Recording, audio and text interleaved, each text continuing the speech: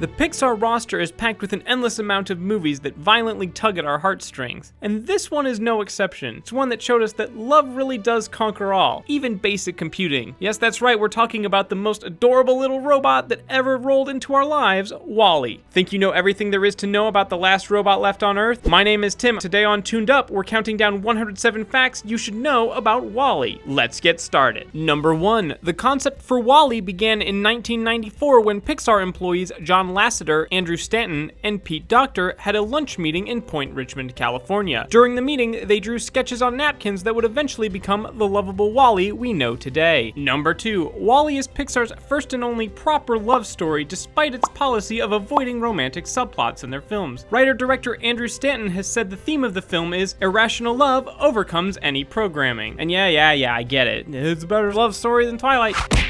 Number 3. Stanton thought the saddest robot possible would be the one who cleaned the trash. This robot was the lowest on the totem pole, like a janitorial position. From there, Stanton worked backwards and had to figure out why was this robot left to clean the trash. Number 4. Jim Reardon, who helped write the screenplay for Wally, is also a college buddy of Stanton's. Number 5. Wally is an acronym for Waste Allocation Load Lifter Earth Class. It's also a nod to Walt Disney. Disney's full name is Walter Elias Disney. Number 6. Wally's name was originally going to contain just one L, making it Wally, but Pixar was worried people would mispronounce it as whale. For several weeks, the team struggled to find a new title until one of the team members simply suggested adding another L. Number 7. It wasn't just Wally's character name that ended up changing. The movie also had several different titles while in production, including Trash Planet and Out There. Number 8. The film's design team made a point to avoid making the robots human-like and instead wanted them to look like their specific job function.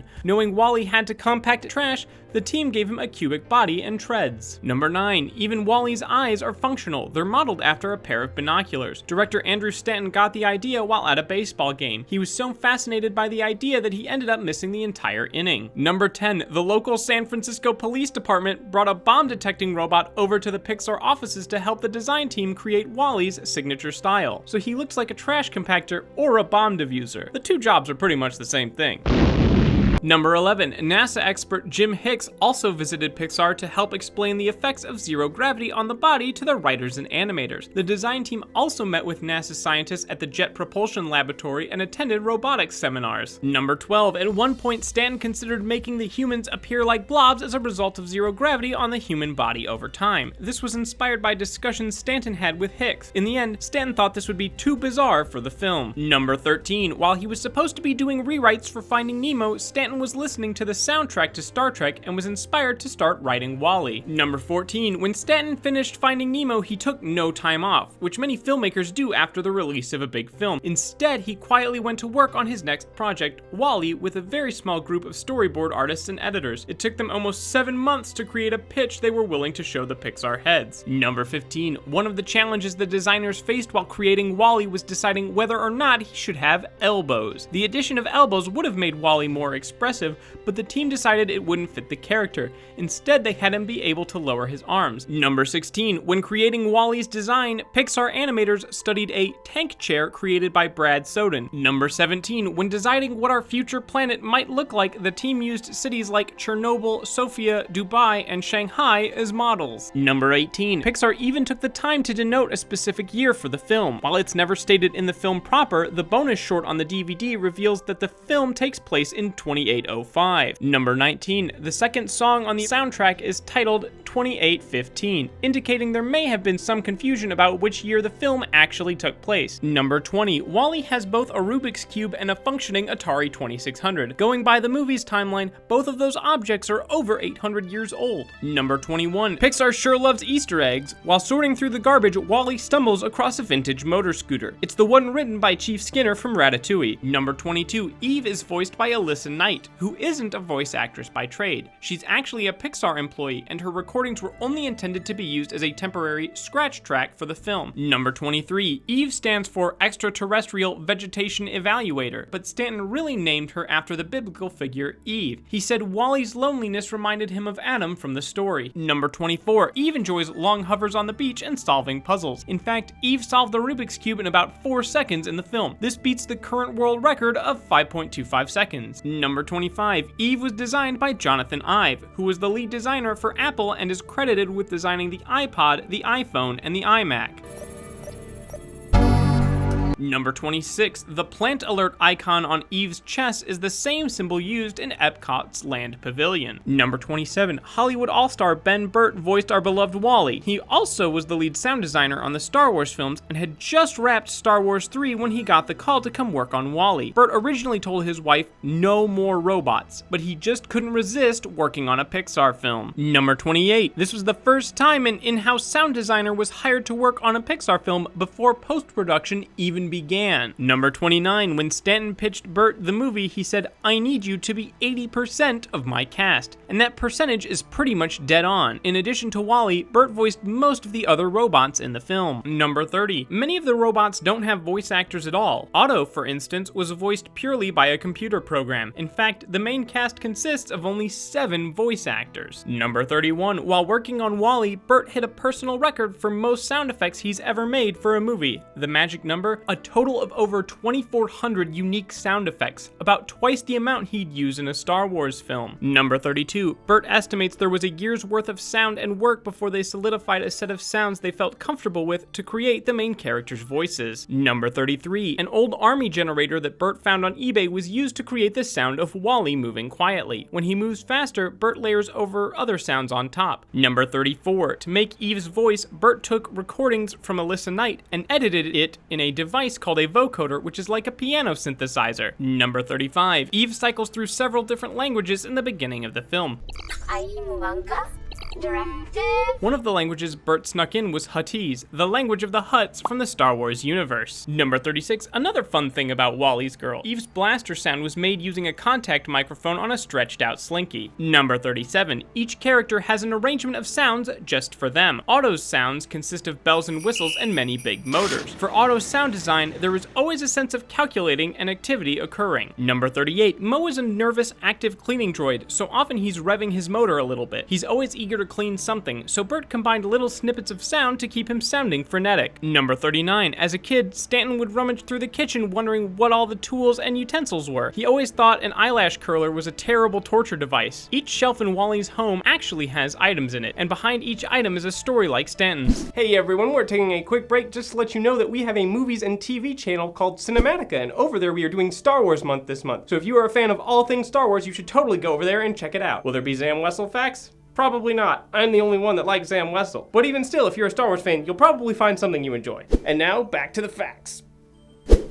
Number 40, Wally's sidekick Cockroach was named Hal by the production team. This was made as a reference to Hal Roach, who was best known as the producer of early comedies such as Laurel and Hardy and Little Rascals. Number 41, while the idea of a cockroach sidekick initially grossed out some of the staff, the team enjoyed the idea of trying to make a cockroach seem as cute as possible. Number 42, story artist Derek Thompson points out that the joke where Hal waits in the same spot for Wally to return until the very end of the movie is a reference to the Japanese folktale Hachiko, about a dog who waited for his master in the same spot for 7 years. Number 43, both the Twinkies and Hal are nods to the popular urban legend that both could survive a nuclear apocalypse. Number 44, Sigourney Weaver, the voice of the computer in the captain's cabin, is no stranger to science fiction movies. In fact, her Wally character is a nod to Mother, the name of the computer from Alien. Number 45, in addition to Alien, Stanton said major inspirations for the film were sci-fi movies from the 1970s, including Star Wars and Blade Runner. Number 46, speaking of aliens, Wally's original script had Eve being deployed to planets by gelatinous aliens with no mention of humans at all. The idea was eventually shot down, but artists carried over several of their alien designs and ideas,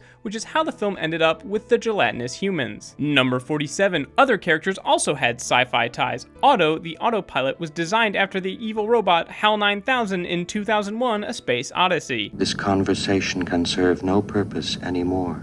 What are you talking about? Why not? Number 48. If you look close at the captain portraits in the Axiom, you can see how long they each served. The average service time for the space pilots on the ship averages almost 130 years.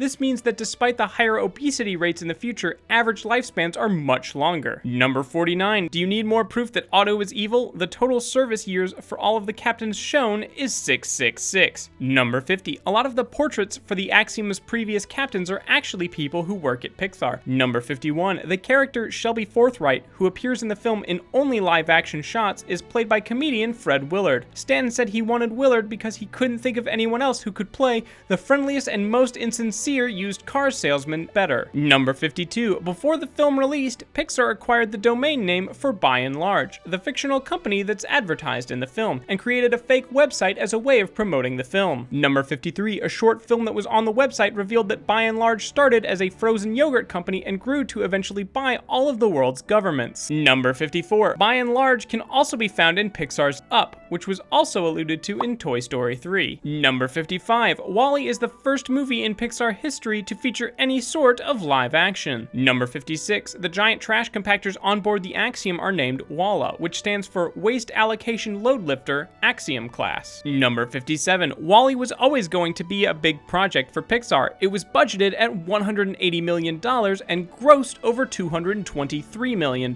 Number 58. The first time Wally and Eve speak to each other doesn't occur until 22 minutes into the film. Number 59. The first bit of traditional dialogue with humans doesn't occur until 39 minutes into the movie. However, Stanton considers each beep and squeak from the characters as dialogue in its own right, which is why they were included in the script. Number 60. Because the film relies so heavily on storytelling without dialogue, the crew of the film studied silent films during their lunch breaks, specifically those with Charlie Chaplin and Buster Keaton. Number 61. Minimal dialogue turned out to be a good move because Wally was also nominated for 6 Academy Awards. Number 62. Wally also features the smallest cast ever in a Pixar film. Number 63. To achieve a more realistic and cinematic look for the film, Pixar brought in cinematographer Roger Deakins as a visual consultant. Deakins has been nominated for 12 Oscars for his work in film. Number 64. The team also brought in Panavision cameras similar to the ones used on the sets of Star Wars. Number 65. On average, a Pixar film has about 50,000 to 75,000 storyboard frames. Wally blew this number away with over 125,000 different storyboard frames. Number 66. Thomas Newman, the composer for the film, has been nominated for an Oscar 12 times, including one for his score for Wally. Sadly, he hasn't won. Number 67. Newman did, however, share a Grammy win with Peter Gabriel for the original track Down to Earth, which can be heard during the ending credits of the film. When approached to write a song for the film, Gabriel happily agreed as he and his family are huge fans of Finding Nemo. Number 68. Gabriel also served as inspiration for the design of the main characters. Wally's design is based on a box and Eve's on a circle. Gabriel has used 2 concert platforms on his tour, one square for more masculine songs and one circular for more feminine songs. Number 69. Gabriel was invited to perform the single as part of a medley at the 2009 Oscars, but he called off the performance after hearing the song would only be heard for about 65 seconds. Gabriel felt that the shortened version of the song didn't do it justice. Number 70. The instrumentation of the song was used to symbolize how humanity was rebuilding during the end credits sequence.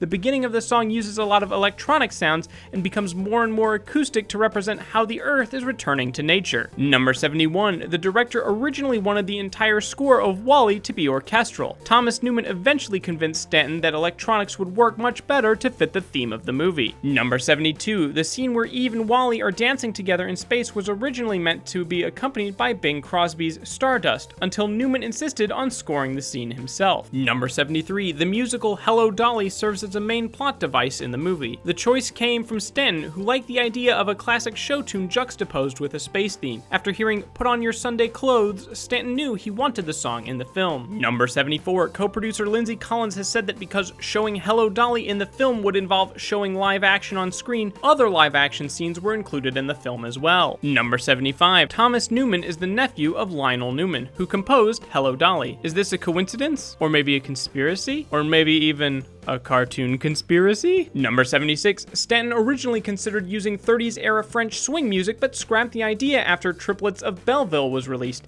He didn't want to appear as though he was copying it. Number 77. The scene from Hello Dolly that's shown in Wally where the characters hold hands didn't originally have the close-up on the actual hand-holding. In order to fix this, Pixar was given access to the original film and were able to tighten up the shot. Number 78. In mathematics, an axiom, which is the name of the ship, is something that's that's accepted as true without proof. Number 79, the scene where Wally finds a bra and puts it on his face had to be done twice because the legal department said the first design they used was too close to an existing copyrighted design. Number 80, the film features several references to famous computer company Apple. Wally used an older video iPod to watch movies in the film, and the sound he makes when he's finished charging is the startup sound that can be heard on an Apple computer.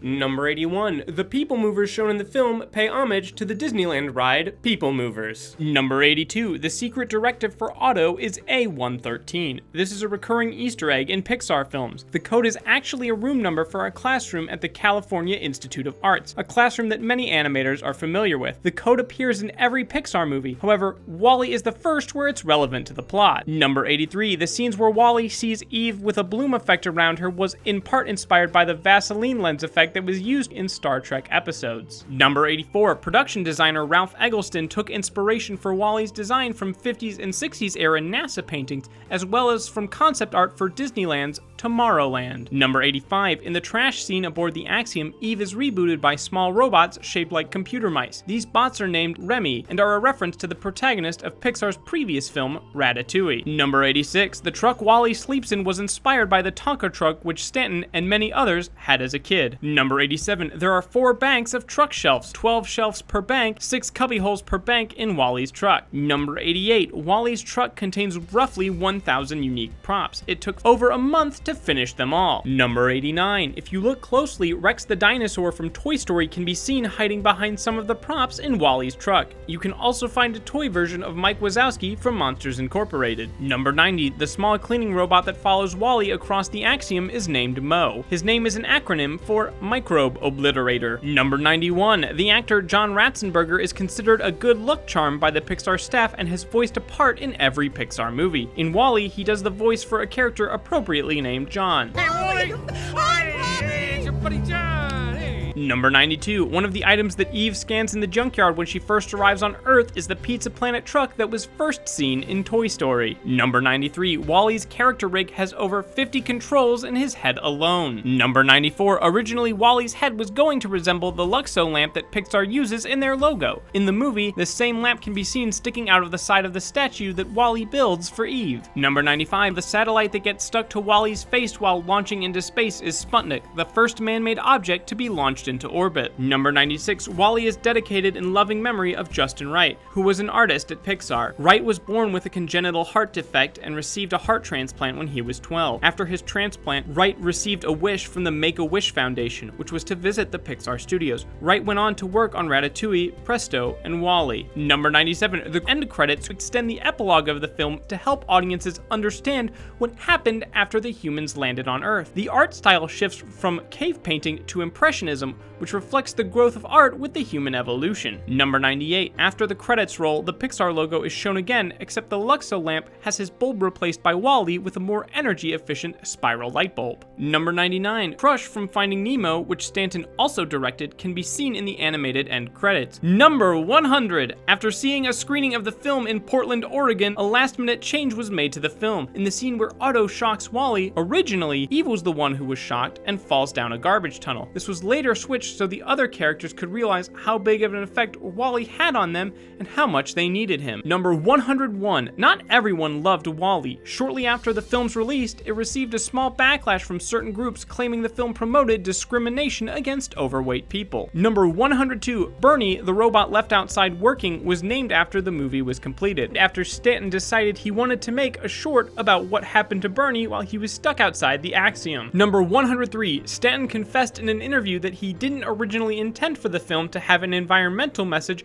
or satirize consumerism, two themes that many critics praise and criticize the film for. Number 104, Wally inspired so many people to try and build their own functioning robot. They eventually formed the Wally Builders Club. One member, Mike Senna, spent 2 years creating a Wally replica. He had already built a working R2-D2 model back in 2002. Number 105, there's even a robot restaurant in China which uses a Wally robot as a server. Number 106, 106. Animator Agnes McLean came up with a system of basic template bodies for the robots with heads, arms, legs, wheels, accessories that could be interchanged and combined to make a new robot. Sound familiar? Yep, Lego pieces were used to make hundreds of robots out of just 24 bricks. Number 107. In 2014, McLean submitted a Lego model of Wally to Lego Ideas. After over 10,000 fans voted for it, Lego finally started selling Lego models of Wally. This was over 10 years from when he made his first Lego robot while working on the film. Thank you for watching ToonedUp's 107s, where we cover everything you've ever wanted to know about your favorite cartoons. If you like this video, you can go ahead and check out 107 Facts About the Good Dinosaur or 107 Facts About Inside Out. Or if live-action sci-fi is more your thing, over on Cinematica we're doing Star Wars month this December, so if you're a big fan of Star Wars, you should totally go over there and check it out. And remember, Frederator loves you.